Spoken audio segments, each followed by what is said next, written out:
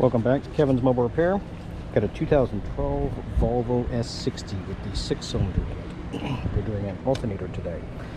But I got the oil out, so I'll show you how to do everything and all that. The reason why this one failed is because we have a coolant leak right here. So I'm going to have to let the customer know that. It trips right onto the alternator, so I'm sure it made it fail.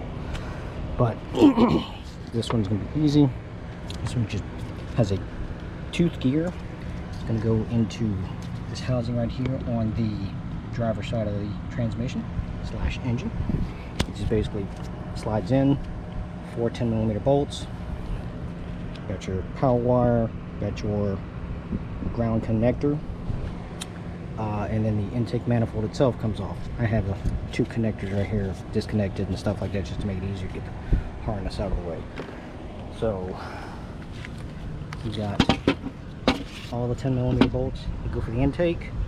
I took this off and out of the way so that I could clear it without having to disconnect this off. And you have your one main connector for the throttle body, and then the throttle body intake itself.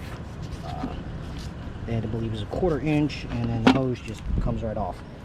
So also make sure that you replace the intake manifold gaskets as you do this, because heated engine, rubber collapses, you'll have an intake leak if you do not. But I took this connector off so I can get the intake out of the way. This one here goes to the purge solenoid. So it's not a whole lot to it. It's probably about half hour, 40-minute job total. But I will be addressing this leak to the customer. Any questions, comments, please feel free to let me know.